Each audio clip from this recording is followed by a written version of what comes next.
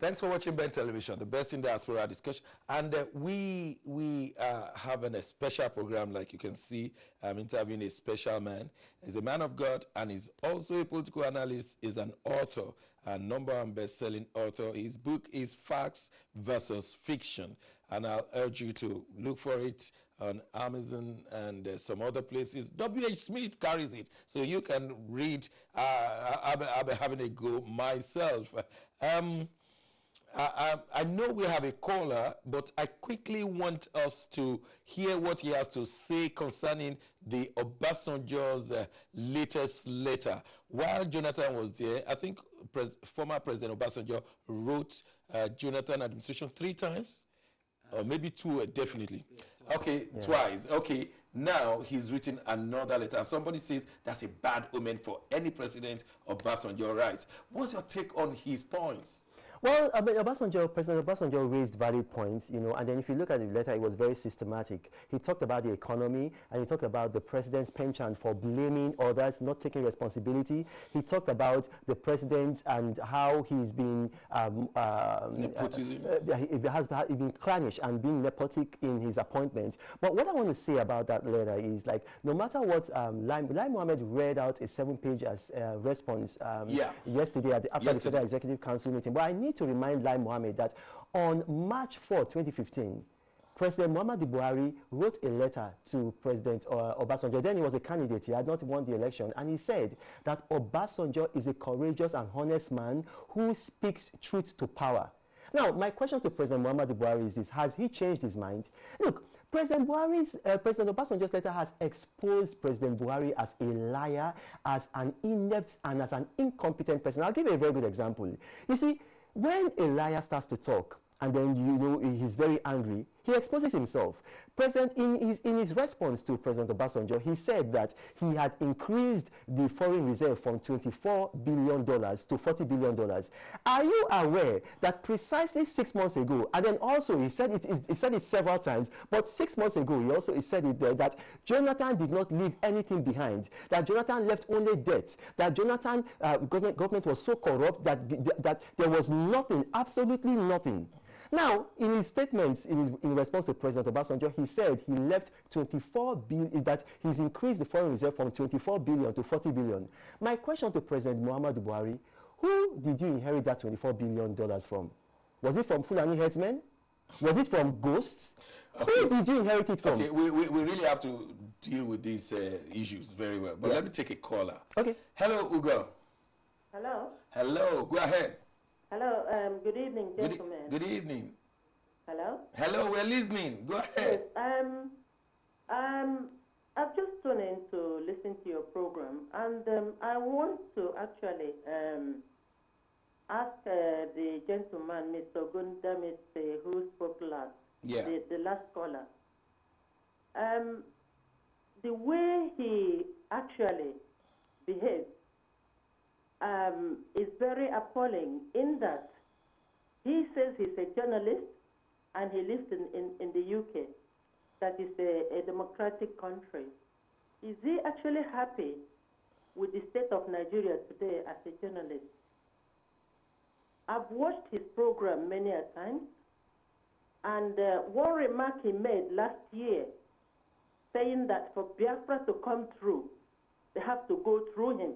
And I want to ask him, who actually is he? From his utterances, it's now very clear that he is one of the people that advises Buhari to destroy Nigeria the way it's going. He's got to be very, very careful as a journalist. He has no manners whatsoever. And he has no right to just talk to people the way he does. He is Buhari's godfather. Do you have any question? Do you have any question for? Come to his doorstep. Do you have any question for my guest? I'll be happy with it. Thank you very much. Oh, thank you, thank you. Now, because we don't have much time, maybe 20 minutes or so, let's talk about Babashir Lawal. 24 hours after Obasanjo's letter saying that Muhammad Buhari was nepotic and he would not take serious decisions, Babashir Lawal was arrested by EFCC. Any connection? Listen, Muhammadu Buhari said last week, and I'm quoting, He says that I am not in any hurry to take decisions. I'm quoting. Now, I want you, Kayode Ogudamisi, if you are watching, because you are a busybody, I know, you go and Google it and then find out if I'm lying. And I'm not just Kayode Ogudamisi, all of you, go and Google it and find out if I'm lying. He said so. Now, how come within 24 hours of President Olusegun Obasanjo's letter, the man who said that he was not in a hurry to take decisions has suddenly taken a flurry of decisions? One, EFCC has arrested Babatunde Lawal. Two, they said today the El Rufai Committee on Restructuring, they are going to deliver their report. Suddenly, there was no warning, no advance warning, suddenly. Three, he has said that he's ordered the army to go after cattle rustlers.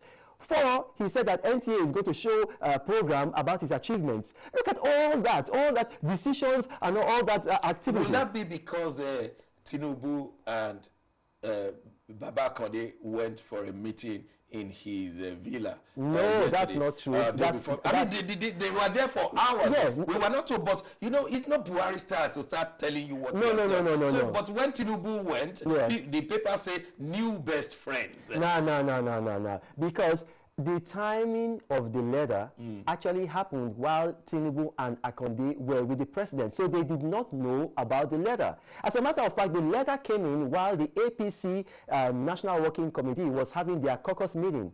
So the meeting just ended abruptly when they heard about the letter. Okay. So the timing is wrong. And let me tell you, Bola Tinubu is no fool. Bola Tinubu is a patriot. Bola Tinubu knows a leader and then he knows a L-I-D-D-E-R. So let's take a caller. Okay. Our caller is Abayomi. Hello, Abayomi. Hello, I'm listening. Yeah. Go on. Abayomi here, right? Yeah, go ahead, sir. Yeah, I just wanted to ask the speaker one question. Go ahead. He talked about the U.S. Congress declaring Nigeria as the worst Christian country. No, that's not what I said. You say quickly. What did you say? I said the U.S. Congress on the 24th of January 2017 said that Nigeria was the most... U.S. Congress? Nigeria... Was it a vote or was it by the speaker? Or who exactly is... Who do you refer to as the U.S. Congress? Is that your question? That's what I'm interested in. Is that your question? Sorry, yeah, that's my question. Okay, well, I mean, but... You deal with facts, not fiction. So we want the facts. When you say U.S. Congress, who are you referring to as U.S. Congress? Was this the Senate or the...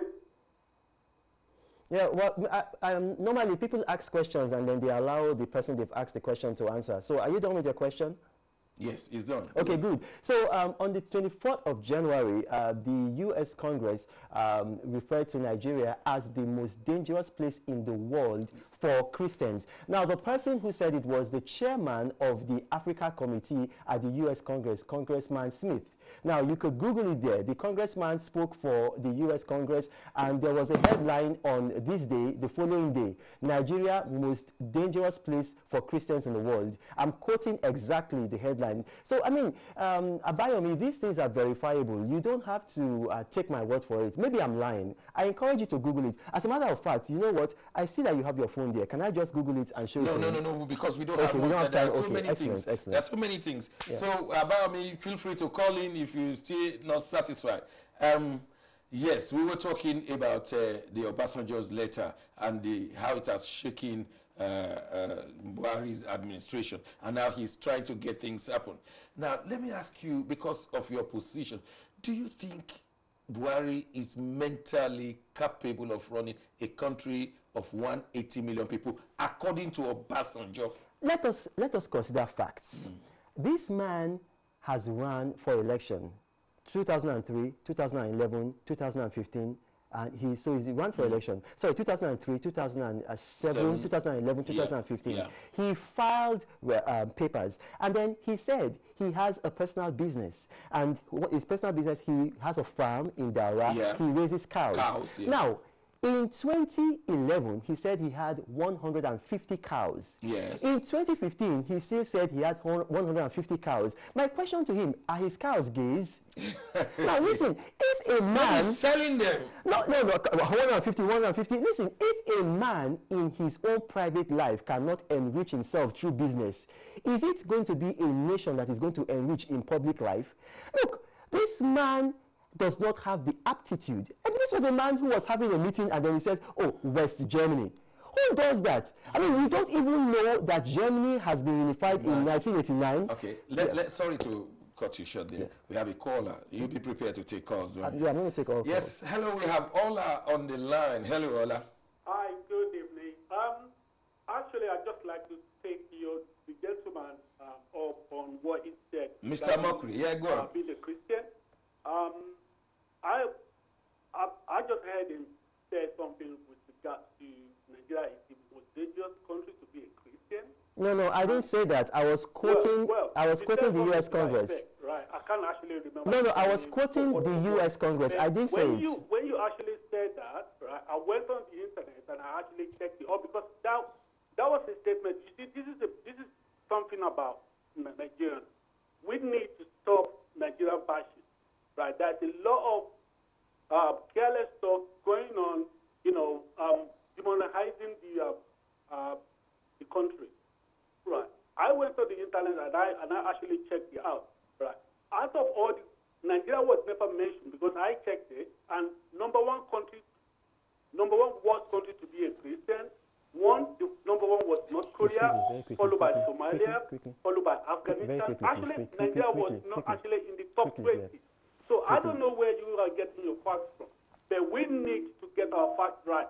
If we are going to start making statements about Nigeria being the worst country to be a Christian, I'm not a Christian. I'm married to a Christian, and I go to Nigeria regularly, right? And I don't understand that because we have a lot of problems, but the last thing we need is somebody coming on telly and start making unchecked accusations, right? Okay. All right, Mr. Ola, thank you. I think you made your point. Mr. Ola. Okay, hold on. Don't go. No, Ola, don't go. Please, Ola, please don't go.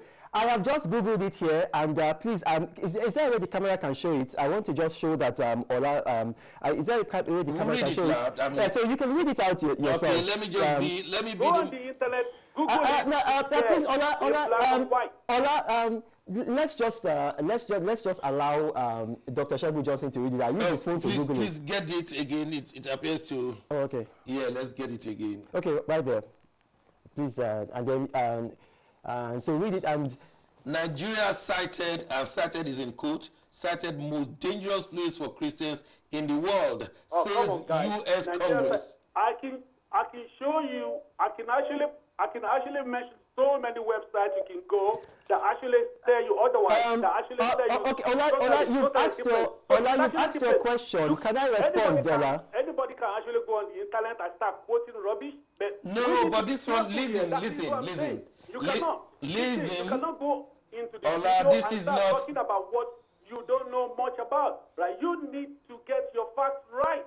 Right? Okay, you made your point. What is your end game? When you start saying something like that Nigeria is the most dangerous place to be, do you know the most profitable business in Nigeria right now? Right? Go and open a shop. On that note, I'll rule you out. Studio, ruling out.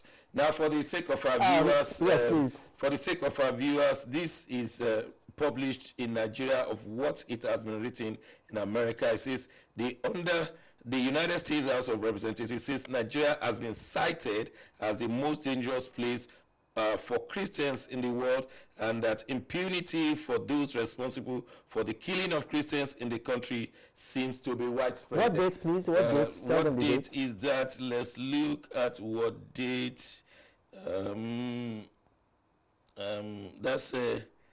That's February 4, 2017. Okay. Well, we'll have to move on. I mean, but just very quickly, he made some damaging I did not say that. I was quoting the U.S. Congress, and then you can see it there. The U.S. Congress made that statement on January 24th. It was reported on February 4th. Actually, Mr. Ola might not have gone to the internet like you have just discovered. Oh, yeah. So if you are going to call in, please make sure you call in with clean hands. If you are Mr. Ola or the likes, please go and check before you call in. We too can always check here. We have another caller. Even though I want to ask you many questions. Let's take calls. Let's take one more caller, then I have so many questions to ask you, and we don't have much time. All right. The next caller is Flo. Hello, Flo. Hello. Yeah, where are you calling from? I'm calling from Edmonton. Go ahead, from Edmonton, Flo. Yes, ma'am. Yeah. Yeah, I was just wondering why your speaker is... I'm just wondering why your speaker is always bringing bad news about Nigeria. And there's an adage in Yoruba that says, why can he come on to the TV and start saying all these things about Nigeria? And secondly, I want to know who are the people buying this book, because it looks biased to me. Thank you. Okay, thank you. It says, why are you not telling us the No, I heard that. Let me just respond. Oh, okay, respond. You see, Flo is here in the United Kingdom. She's very comfortable. You see, I went to Nigeria. I built an orphanage in Nigeria. Who do we have in the orphanage? We have kids whose parents have been killed. She's sitting down here. She doesn't know that there are so many kids, literally hundreds of thousands in IDP camps, so many kids whose parents have been killed by Boko Haram, so many people whose parents have been killed by Fulani headsmen. Look, in the Senate the other time, Senator Marafa was saying that his own state, Zamfara, has been taken over by these headsmen. I mean, do you know how many people have been killed all over? Those 73 people in Benue that were killed at the crossover night. Who, I mean, you are here. So I should keep quiet and then try to make you feel comfortable. You don't want to hear about all those stuff there. Is it not when we talk about all these things that the world and international community is going to put pressure on the Muhammadu Buhari administration to stop it? Is that why Nigeria has not progressed between 1960 and 2018? Instead of progressing, we are regressing because culturally we're not supposed to say the wrong things, the negative things. Is that why we have not progressed? But that's the thing. How can you expect help when you whitewash what is happening? You don't want to tell the truth. Look, I'll give you a very good example. We have a boy in the orphanage God helped me to build. Now, if I was just there saying, oh, things are rosy, look, this woman is sitting down here in London. She's not seeing some of all these things. Look, there have been, I have gone, look, if I might start getting emotional when I talk about what I've seen. Churches that have been fire-bombed, I've seen. Do you know what's happened? Look, I interviewed people for my book. Look, this is terrible. Okay, let me ask you. I mean, we want more callers, but let me just ask you. With this letter now, and with all the contents thereof, where do you think we are going in Nigeria?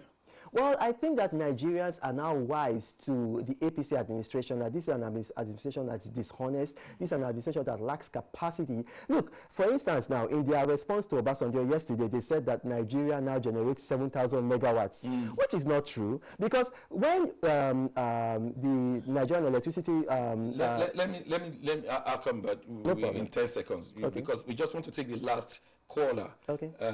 Eddie. Hello?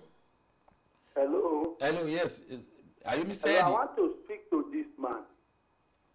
First of all, the Obasanjo you are saying something about, he was the head of state 3 years and was the president for 8 years. Is he not the one that left what has he done? He was the head of state for 3 years and a president for 8 years. And 2, about Christians, you are talking about, they are declaring Nigeria as the most dangerous country. The Muslims, they kill both Muslim and Christian. Okay. Are you aware? All right, thank you very much. You see, I would have loved to take you more, but now I'm going to give you just let me just respond to that. Respond and then say everything you want to say. We're about to close. Okay, but here's the thing. It smacks of ingratitude for anybody to say that about Obasanjo. Obasanjo paid our total foreign debt at a time when oil was selling at $20 per barrel. Is that the kind of man that you are saying that he has not achieved anything? A man under whom the economy was growing at 6% per annum.